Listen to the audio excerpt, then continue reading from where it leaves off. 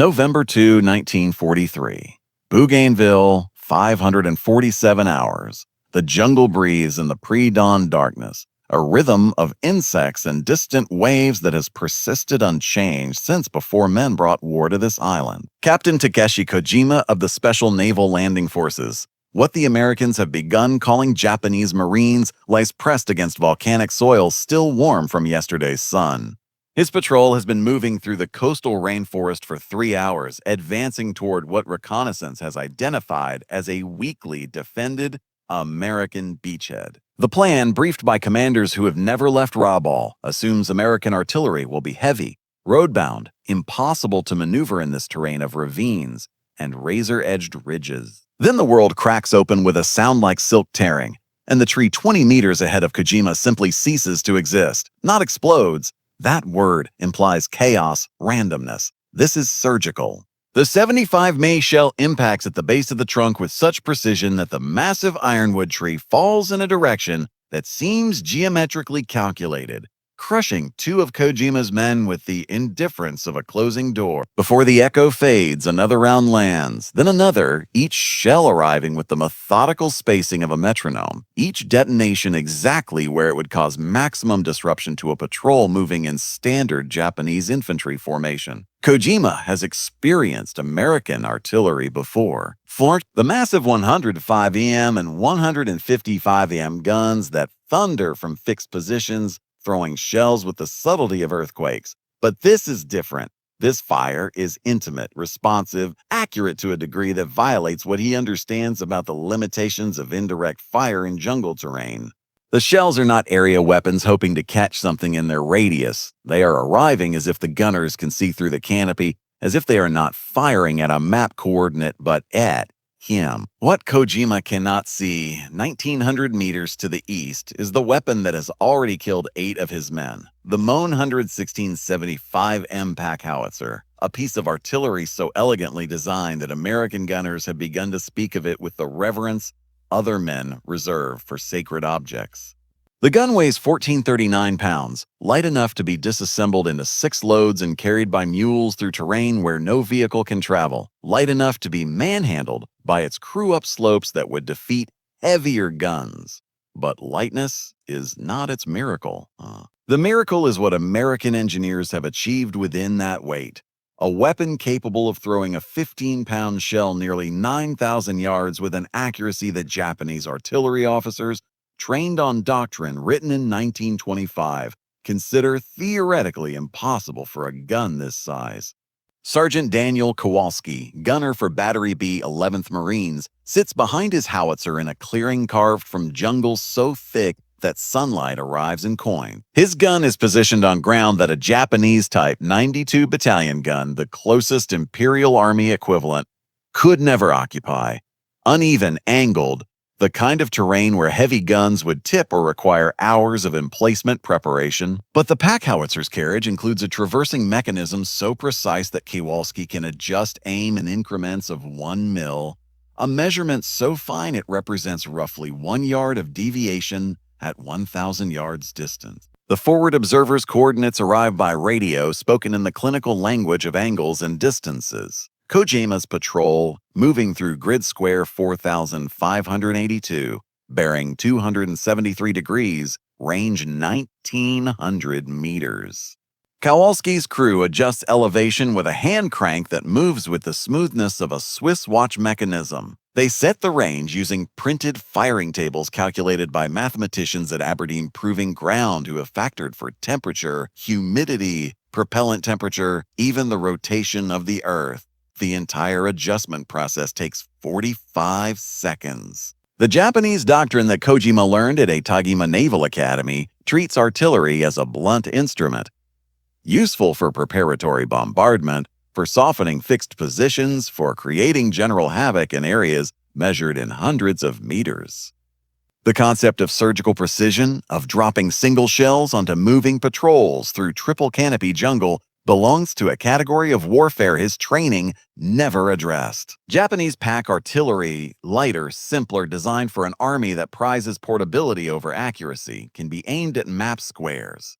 The American gun can be aimed at trees. The philosophical difference is embedded in the engineering. Japanese artillery design prioritizes simplicity for an industrial base that cannot produce precision mechanisms in sufficient quantity.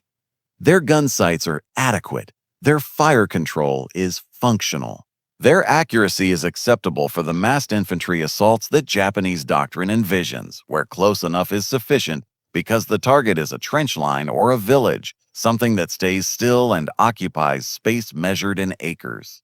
But the American Mon 116 is built by a nation whose peacetime economy manufactured automobiles by the million, whose machinists learned tolerances measured in thousandths of an inch, whose quality control assumes that precision is not luxury, but standard. The Howitzers' recoil mechanism uses hydraulic fluid refined to specifications that ensure consistent performance in temperatures ranging from Arctic cold to tropical heat. Its breech block closes with a tolerance so exact that gas leakage is virtually eliminated, meaning every gram of propellant force drives the shell forward rather than escaping as wasted pressure. Even the shells themselves, manufactured in plants where women who have never seen combat produce ammunition with the consistency of assembly line perfection, vary less than 2 ounces in weight from the nominal standard. Kojima's patrol has gone to ground, seeking cover behind anything solid enough to stop shrapnel. But the American forward observer, a lieutenant named Harrison who sits in a camouflaged position 700 meters from the Japanese patrol, can see them. Not directly, the jungle prevents that, but through the negative space of movement, the disturbed birds, the slight tremor of foliage. He radios corrections in a language Kojima would not understand even if he could hear it. Drop 50, left 20. The shells adjust their point of impact like a hand reaching through the jungle to tap specific shoulders. The accuracy creates a psychological effect that high explosive alone cannot achieve. Random artillery is terrifying but survivable. A soldier can find cover, can trust that the shells will fall where they fall. That luck and spacing might preserve him. But accurate artillery, artillery that follows, that adjusts to movement, that seems to possess intention, this creates a different kind of fear. It tells the soldier that he has been seen, that the distance between him and the gun is not protection, that the jungle that should hide him has become transparent to an enemy that can reach through vegetation and terrain to touch him personally. In the after-action reports that Japanese commanders would file from Bougainville, those documents that read like confessions of doctrinal failure, the American pack howitzer appears again and again as a weapon that should not exist according to the laws of artillery as they understand them. One report describes impossibly accurate fire from light guns and speculates that Americans must be using new proximity fuses or guided shells because conventional artillery simply cannot perform as observed. Another report, more honest, suggests that Japanese artillery doctrine may have fundamentally misjudged the achievable relationship between gun weight and accuracy, that American industrial capacity has solved problems Japanese designers considered unsolvable. The data supports the despair. In jungle terrain on Pacific Islands, American 75 MedPack howitzers achieved hit rates 3 times higher than Japanese equivalent weight artillery. They could be emplaced in 1/3 the time, could shift fire to new targets with 4 times the responsiveness, could maintain accuracy while firing at rates that would overheat and degrade Japanese gun barrel. The Americans were not just outshooting Japanese artillery. They were operating in a different category of capability, where artillery became less a Syria weapon and more a precision instrument.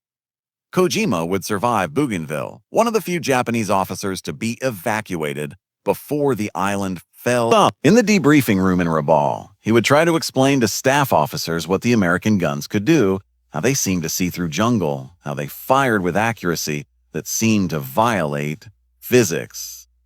His listeners would nod with the politeness of men who think he is exaggerating that combat stress has distorted his perception. They would continue planning operations that assumed American artillery was powerful but imprecise, that Japanese infantry could infiltrate through the inevitable gaps in American fire coverage. But there were no gaps. The Mon 116 pack howitzer, light enough to go anywhere, accurate enough to hit anything, had turned the jungle from a shield into a shooting gallery. The weapon represented something deeper than superior engineering. It represented a military philosophy that refused to accept trade-offs. Japanese design balanced weight against accuracy and chose weight, accepting imprecision as the cost of mobility. American design insisted on both, then built the industrial infrastructure to manufacture it. The last shell of the fire mission landed 40 meters from where Kojima had begun his patrol, as if the American gunners were signing their work, as if to say, "We knew where you started. We know where you are now." And the distance between those points is not safety, but merely time we choose not to spend. By the time Kojima's survivors retreated, the American gun crew had already disassembled their howitzer into mule loads and moved to a new firing position, ready to deliver the same precise violence to another grid square, another patrol, another group of men who had believed the jungle would hide them from the reaching hand of American accuracy. The pack howitzer had become more than a weapon. It had become proof that in this war between empires, one side had learned to manufacture precision itself, to mass-produce accuracy, to deliver surgical violence at industrial scale. The jungle continued breathing its ancient rhythm, but the men moving through it now understood that the canopy was no longer a ceiling but a sieve, that American eyes and American mathematics had made the forest transparent, that somewhere behind the American lines sat guns so accurate they could thread shells through tree trunks to find the exact spot where a Japanese captain pressed himself into volcanic soil and prayed to gods who could not stop geometry.